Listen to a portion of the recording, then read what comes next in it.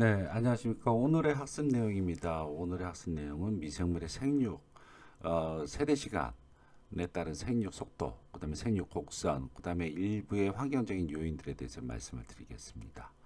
자, 먼저 세대 시간입니다. 이 미생물의 세대 시간과 생육 속도를 측정하는데, 이것의 최종 목적은 처음에 몇 마리가 있었는데 몇 세대가 지난 후에 과연 얼마만큼의 있을까를 예측하는 이론적인 부분들입니다.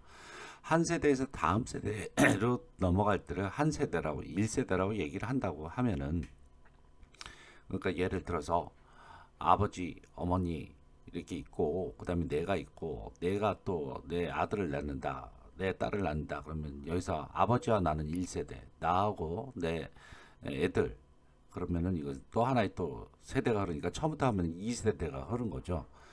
그러니까 사람들 같은 경우에는 그 어떤 번식의 차원에 있어서는 이것이 분열법으로 하는 것이 아니기 때문에, 후반에 몇 세대가 지난 다음에 과연 몇 명의 가족이 태어날까는 예상을 못 하겠지만, 미생물 같은 경우에 이론적으로 본다고 그런다면은 한 마리가 이제 분열을 하게 되면 이제 두 마리가 되니까, 분열을 해서 세 마리가 나오는 경우는 없으니까, 그러면 이제 두 마리로 나온다 그러면은 그 다음에는 다시 또 하나에서 또 둘씩 나온다. 그러니까 분열을 하게 되니까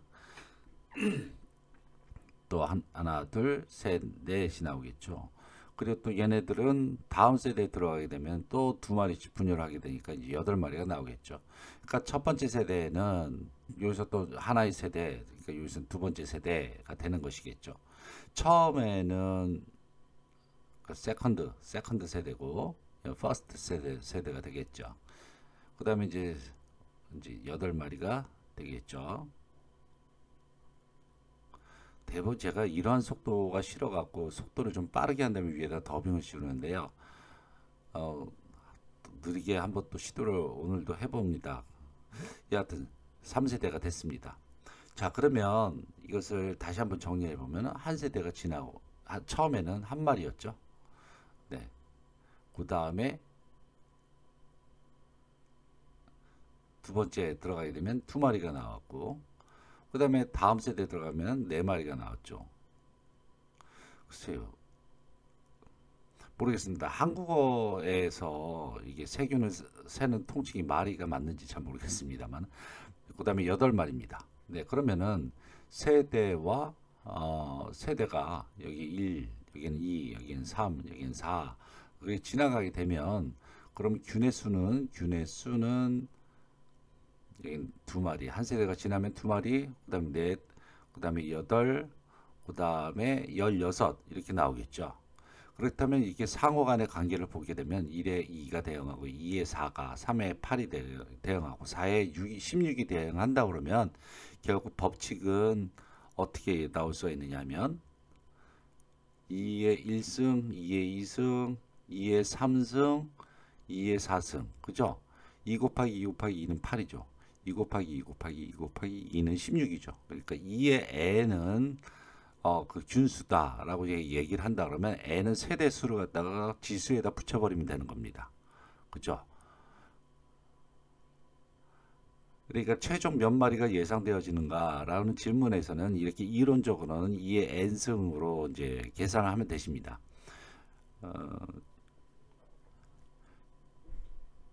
여기에서 만약 세대 시간이 또 이제 관찰 시간과 시간이라고 하는 관점을 이제 집어넣었을 때는, 이제 요 밑에 있는 문제를 한번 보시거나, 아니 제가 새롭게 문제를 하나 꺼내 볼까요? 자꾸 이렇게 밑으로 내려가서 다루기가 굉장히 어렵네요. 네, 네. 새로운 문제를 한번 내볼게요. 이에 n승이라고 하는 그 관점을 봤었을 때, 자, 여기서 n은 세대 숫자예요. 그렇죠? 세대 숫자. 그러면은 한 세대에 흐르는 시간이 얼마인가라고 하는 그러한 그 시간 단위가 이제 집어넣었을 때, 만일 한 세대가 이렇게 구담세로 되는 거, 그러니까 한 마리가 두 마리가 되는 거, 두 마리가 네 마리가 되는 거, 이와 같은 세대 시간이 한 시간인 그러한 미생물이 있단 말이죠. 그러니까 한 시간이 지나야지 분열이 끝난단 말이죠. 그런 미생물이 있어요. 그러면 어, 1, 2, 3, 4 그렇게 해서 1시간, 2시간, 3시간, 4시간이 바로 이제 세대 시간이 되는 거죠. 그러면은 하루 동안 도대체 몇 마리가 태어날까요? 계산이 가능하겠죠. 하루라고 하는 건 24시간이니까 결국 몇 세대가 흐르게 되는 것이죠. 한 세대가 1시간이니까 24세대가 흐르는 것이죠. 그래서 2의 24승이 되는 것이죠. 그러니까 1시간에 분열을 한 번 하는 그러한 미생물은 굉장히 느린 거예요, 사실은. 근데 느림에도 불구하고 하루가 지나게 되면은 2의 24승이 납니다. 계산은 실제로 해보지를 않아서 잘 모르겠네요. 이거 굉장히 많은 수인 것 같아요. 자, 그러면 만약 20분의 세대 시간을 가지는 세균이 1시간에 3세대, 24시간은 72시대, 2세대가 흐르는데, 발음이 자꾸 꼬이네요. 그쵸? 1시간에 3세대라면은, 그러면, 1시간에 3세대라 그러면은 1세대에 걸리는 시간은 몇 분이에요? 20분이네요. 그러면 여하튼 24시간에는 72세대가 흐르게 됩니다. 그럼 24시간 후에는 몇 개의 세포가 생성되는가? 그러면은 472 곱하기 10의 17, 19승 마리가 만들어지는 거예요. 굉장히 많죠. 그러니까 이론적으로 그게 나온다는 얘기입니다.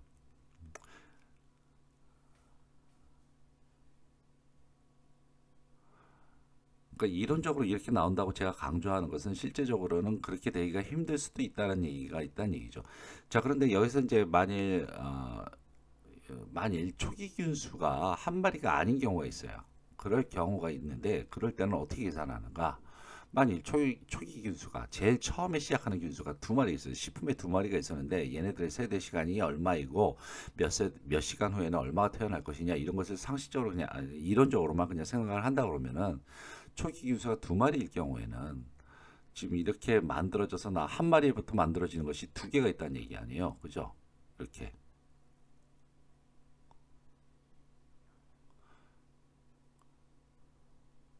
이렇게 만들어지는 거죠. 그러니까 맨 끝에 나오는 마지막 세대의 숫자를 모두 다 합하게 되면 되는 것이죠. 그렇다는 얘기는 2를 그러니까 두 번째 세대는 4마리, 그 다음에 8마리, 그 다음에 16마리잖아요.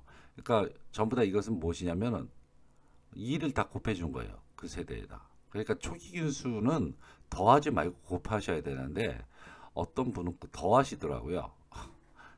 그러니까 이거는 참 너무 기우인지 모르겠지만 말이죠. 그러니까 제가 이제 강조하고 싶은 것은 초기 균수가 낮다 그러면은 2의 n승에다가 초기 균수를 곱하시라는 얘기입니다. 초기 균수를 더하시지 마십시오. 뭐 그건 당연한 거 아니에요라고 생각을 하시는 분들이 있겠지만은 만만치 않게 많은 분들이 초기 균수를 2의 n승 플러스 초기 균수 이렇게 얘기를 하시더라고요.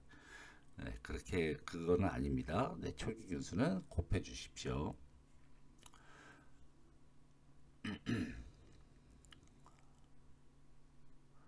자, 그러면 이제 이렇게 해서 이제 세대에 따라서 얘네들이 균수가 얼마나 변하는가 이제 그런 것을 한번 이제 이론적으로만 이제 따져봤습니다. 네, 다시 한번 제가 강조를 합니다. 초기 균수는 더하지 마십시오. 곱해 주십시오. 근데 이것을 뭐 이제 그 다음에 이제 생육곡선 얘기가 나오면서 나오기 위한 그런 인트로덕션에 불과하고요. 이게 계산 문제가 나오기는 좀 힘듭니다. 왜냐하면 이론들이 굉장히 좀 이건 이론에 불과하기 때문에 실제는 또 그렇지는 않거든요. 자, 그다음에 CFU라고 하는 그런 단어에 대해서 여러 가지 설명을 하겠는데요. 이것은 콜로니 포밍 유니트라고 합니다. 보통 미생물 실험을 하시게 되면 패트리 디시를 사용하죠. 패트리 디시 옛날에는 유리 패트리 디시에서 전부 다 일일이 멸균해 갖고 사용해야 되는데 요새는 플라스틱으로 돼 갖고 멸균돼서 이미 나옵니다. 그러면 그 위에다가 배지를 붓는데요. 이 배지라고 하는 것은 미생물들이 잘 살 수 있게 걔네들 그 밥을 갖다 주는 거예요. 그 밥에 대해서는 이미 전 시차에서 말씀을 드렸겠지만 전 주차시에서 말씀드렸겠지만 어, 그 미생물들은 탄소원, 질소원, 그리고 뭐 생육소 이제 여러 가지 필요하잖아요. 그 미생물들을 다 혼합을 해갖고 주는 건데 그냥 주면 안 되죠. 이게 패티 디시 위에 물이 흐르게 되면 안 되니까 이 위에다가 아가라고 하는 한천을 집어넣어요. 이 아가는 뜨거운 물에는 풀어지지만 이렇게 냉각시키게 되면 딱딱하게 굳어지잖아요. 그래서 패티 디시 위에서 흐르지 않고 고체처럼 만들어줍니다. 그래서 그 고체 한천 배지라고 얘기를 하는데 그 위에다 이제 영양성분 집어넣어갖고 자, 그 위에다 이제 미생물을 접종하는 거예요. 아니면 그 안에다 접종할 수도 있겠죠. 그 접종하게 되면 이제 미생물들을 셀 수가 있는 거예요. 어느 정도 이제 시간이 지나게 되면 아까 말한 대로 세대 시간이 충분히 지나게 되면은 얘들이 이제 점점 자라겠죠. 자, 이제 미생물 배지가 있고 그 위에 얘네들이 이제 자라게 되는데 미생물은 어떻다고 그랬죠? 눈으로 볼 수가 없잖아요. 굉장히 작아요. 셀 수가 없어요. 그래서 며칠이 지나게 되면은 이제 셀 수가 있는 만큼의 크기로 커지는데 그건 미생물 한 마리가 커지는 것이 아니란 뜻이에요. 어, 미생물들이 여기 이제 한 마리가 이렇게 자라다가 그것이 이제 분열하잖아요. 두 마리, 네 마리, 여섯 마리, 여덟 마리, 16마리면서 이 N승으로 막 불어나면 얘들이 그 근처에서 이렇게 모여갖고 동그란 점처럼 나옵니다. 그러면 그때 눈으로 확인될 수가 있어요. 이것을 갖다 콜론이라고 합니다. 균 한 마리예요. 그러니까 결국 균 한 마리가 나중에 자라서 거기에서 계속 번식을 해갖고 얘들이 나중에 눈으로 확인할 수 있을 정도의 크기로 점처럼 보이게 되는데 이거는 애시당초 한 마리이기 때문에 그 콜로니는 굉장히 수십억 마리가 지금 자라고 있다 하더라도 애시당초 한 마리니까 그걸 한 마리로 카운팅합니다. 네. 여하튼 이게 배양하게 되면 수십억 더 많을 거예요. 굉장히 많은 그러한 것들이 이제 그 안에서만 이제 균들은요. 이 고체 배양 위니까 액체 배양이 아니니까 어때요? 아무리 편모가 있거나 뭐가 있거나 그래도 운동하지 못하니까 그 위에서만 그대로 머물러서 자라는 거예요. 그래서 육안으로 확인할 정도로 이제 커지게 되면 그것을 이제 카운팅하게 되는 겁니다. 그것을 콜로니라고 그러고요. 그 카운팅된 것을 콜로니 포밍 유니트라고 합니다.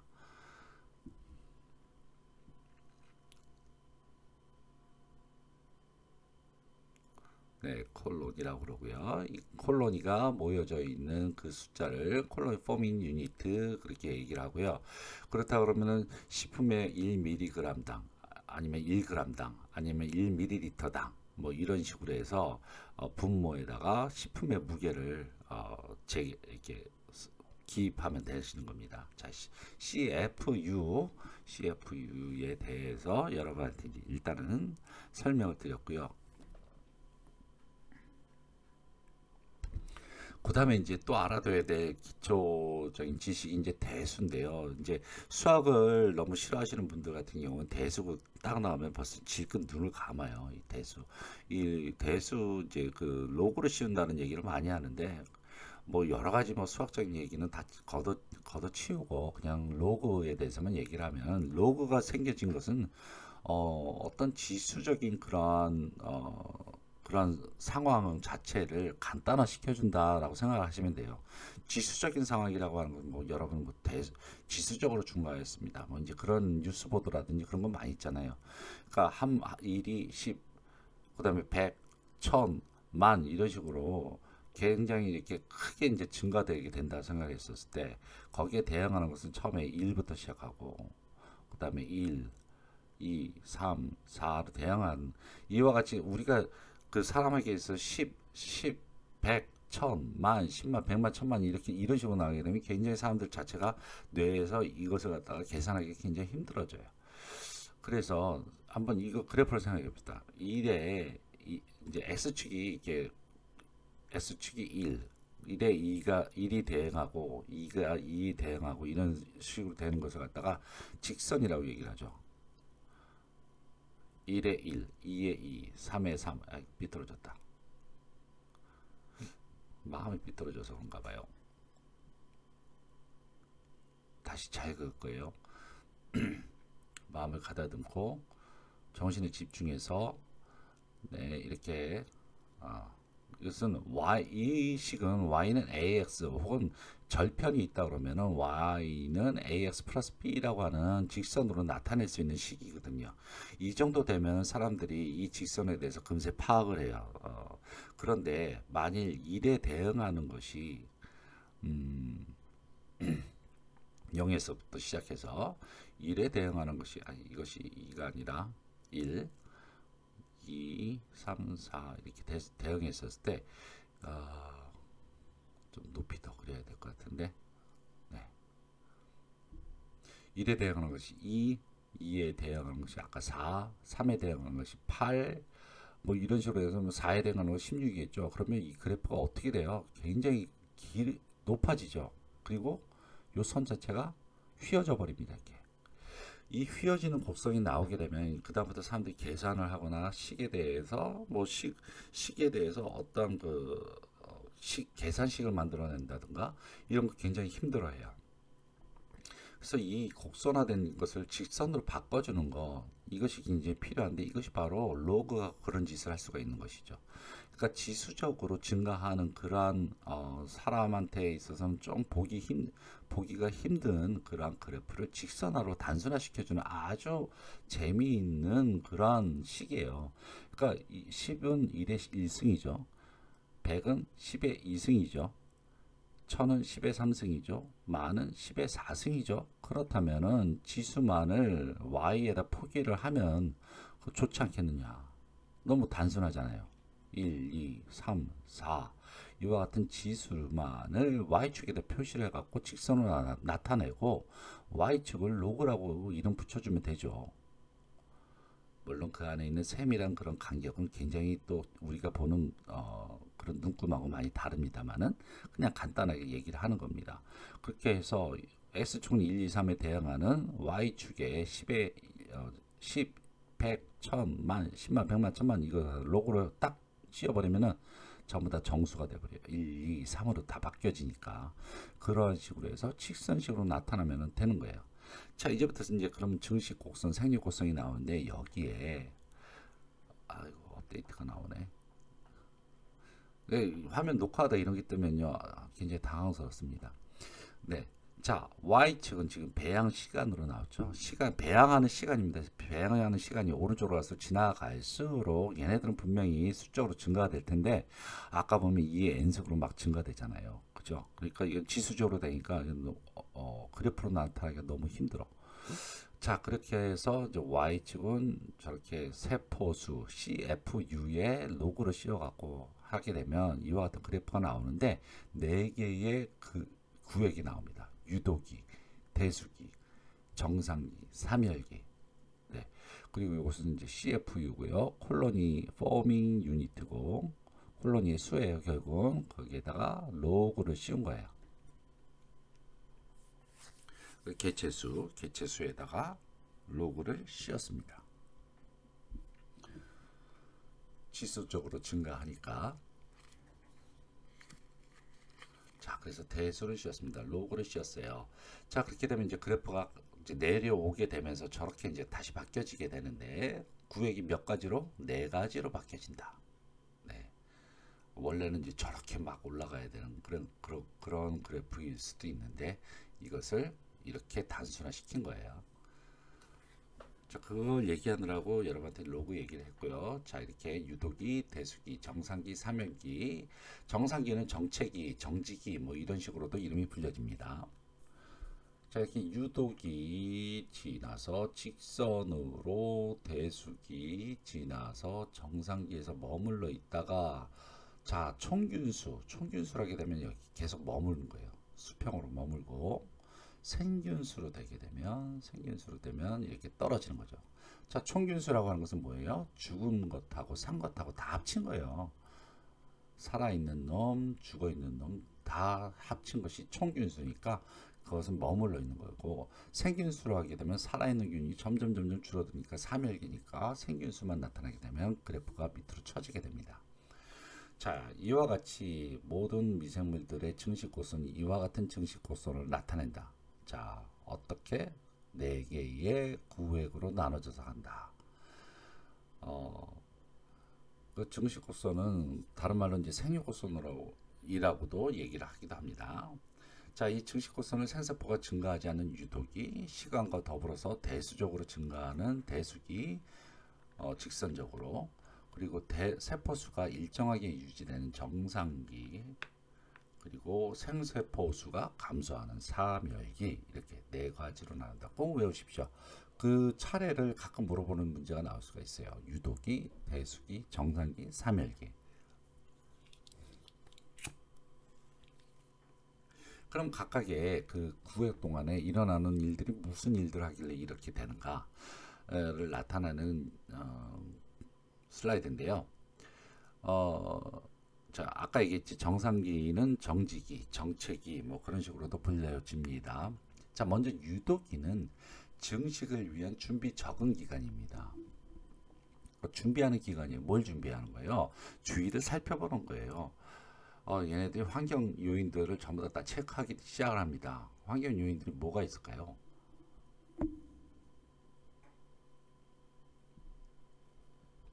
네, 먼저 온도가 맞는지, 그 다음에 영양성분 제대로 들이 탄소원, 질소원, 뭐 여러 가지들이 다 있는지, 그 다음에 이거 굉장히 중요할 것이고, 그 다음에 pH가 어떻게 되는지, 뭐 식염 농도가 어떻게 되는지, 그 다음에 수분도 아주 중요하죠. 수분이 제대로 있는지, 이런 것에 따라서 자기 몸이 어떻게 변화해야 되는지, 혹시 필요한 효소가 있는지, 뭐 이런 것을 갖다 생산하기도 합니다. 그래서 이런 것들이 전부 다 데이터가 인풋되어지면 여기에 대해서 내가 어떻게 뭐 적응을 할 것이냐, 아니면 그냥 죽어버릴까, 뭐 이런 식으로 해서 필요한 효소가 있으면 새롭게 만들어진다든가, 아니면 기존에 좋은 환경이면 그대로 이제 살아남겠죠. 그러면서 아웃풋되는 것이죠. 그래서 만일 처음에 균들이 노쇠한균이 되게 되면 어떻게 돼요? 노쇠하면은 얘들 잘 자라지 못할 거 아니에요. 그죠? 그러니까 유도기가 어떻게 될까요? 유도기가 굉장히 길어지겠죠. 적응하는 기간이 그만큼 오래 걸릴 수밖에 없어요. 노쇠가 되어 있으니까 생체 내에서 적응하려는 그런 생생한 시기가 아니기 때문에 노쇠한균은 유도기가 길어진다. 그 다음에 배지 성분이 전배지와 다를 경우에 유도기가 길어진다. 배지 성분이, 그러니까 지금 아까 얘기했죠. 배지가 뭐예요? 영양분이잖아요. 자, 여기에 얘가 원래 어떠한 데서 나왔는데 이것을 갖다가 어떤 데에다가 키우는 거예요. 다시 둘 다 배지라고 했었을 때, 지금 A라고 하는 배지가 전 배지인 거죠. 지금 B라고 하는 것이 지금 배지예요. 그런데 A라고 하는 배지가 B라고 하는 배지하고 성분이 전혀 같지 않다 그러면은 얘는 어떻게 해야 돼요? 새롭게 또 적응을 해야 되기 때문에 유도 기간이 길어지는 것이죠. 네. 그 다음에 이제 대수기입니다. 자, 세포수가 지수적으로 급격하게 증가하기 때문에 직선으로 나오게 됩니다. 이것은 그냥 여러분 어떻게 생각하면 되냐면 청소년기라고 생각하면 돼요. 그러니까 굉장히 막 왕성하게 자라는 시기예요. 뭐 하루가 지날수록 키가 쑥쑥 크는 그런 청소년기나 마찬가지예요. 성장하는 시기. 그렇기 때문에 사실 어린 학생들, 그 청소년의 학생들 보게 되면 굉장히 개성이 있어 보이지만 결국 외모나 골격을 봤을 때는 자라기 급급한 시기이기 때문에 어른이 되기 전의 모습하고는 좀 다르죠. 그렇기 때문에 크기가 거의 비슷해요. 세포도 미생물도 마찬가지로 크기가 거의 같아요. 나중에 이제 늙어서야 큰 놈 작은 놈이 가려지는 거죠. 그런데 굉장히 민감한 시기이기 때문에 항생제나 여러 가지 확정 성분들에 대해서 민감성이 굉장히 커요. 그래서 좀만 약을 치더라도 얘 죽어버릴 수가 있어요. 민감해. 근데 청소년기 어때요? 민감하잖아요. 애들 저보다 다. 조금만 뭐 좋아도 굉장히 깔깔대며 웃어대고, 막 좀만 싫어도 굉장히 화내고 막 슬퍼하고 울고 막 그냥 폭력적이 되기도 하고 그러잖아요. 무서운 중이병, 그죠? 민감해. 그러니까 그거 생각하시면 됩니다. 뭐가? 대수기는 청소년기다, 중이병이다. 그래서 자극에 아주 그냥 열받는 거죠. 폭발합니다. 자, 그 다음에 정상기로 넘어갈까요? 직선에 가까워진다는 얘기는 대수적으로 증가한다는 뜻입니다. 그다음에 이제 정상기로 빨리빨리 넘어갑시다. 아직 안 넘어갔습니다. 죄송합니다. 네, 대수적으로 증가한다는 얘기는 이게 1에 대해서 10의 2승, 2에 대해서 10의 2승, 3에 대해서 10의 3승과 같이 직선으로 나온다는 얘기는 대수적으로 저것이 어떻다는 얘기예요. 원래는 곡선으로 활자가 이게 활처럼 휘어지는 거예요. 그죠? 자, 그다음에 정상기입니다. 이제는 로그 그래프 안에서 얘들이 더 이상 증가하지 않고 이렇게 정체되어져 있는 순간입니다. 이때는 사는 얘들과 죽은 얘들의 숫자가 거의 비슷한 거예요. 그래서 수적으로 증가가 전체적으로 일어나지가 않는 것이죠. 자, 이제 어른이 됐어요. 그렇기 때문에 영양 성분이 이제 슬슬 고갈됐어요. 이제 주위에 있는 성분들 저보다 잘하느라고 다 써먹겠죠. 슬슬 고갈되기 시작을 하고요. 어른들 되면 이제 골격이 커지잖아요. 그러니까 외부 또 골격이 또 크고 이제 자기가 이제 살아온 만큼의 경험이 있기 때문에 웬만한 외부 자극에도 쉽게 죽지 않아. 그것이 이제 그러니까 우리 뭐 어르신 이제 중년들 보면은 굉장히 그 뭐 웬만한 그런 자극에도 흔들리지 않죠. 네. 그래서 경험 글쎄요. 미세물도 경험이 얼마나 많은지 어떤 기억의 그러한 것을 갖고 있는지는 잘 모르겠으나 여하튼 크기가 커지고 자 이제 사멸기가 됩니다. 이제는 노년기가 되면서 이제 죽는 시기죠. 그래서 사는 애들보다도 죽는 애들이 숫자가 더 많은 경우입니다. 그래서 영양물질이 완전히 고갈되기 시작을 했고요. 이뿐만 아니라 얘네들이 이제 자라면서 그동안 자라오면서 자기가 만들어낸 것들이 있을 거예요. 체외 배출된 거. 그런 것들이 오히려 독성으로 작용되게 되면 사는데 굉장히 힘들게 되겠죠. 그러면 이제 죽어지는 거죠.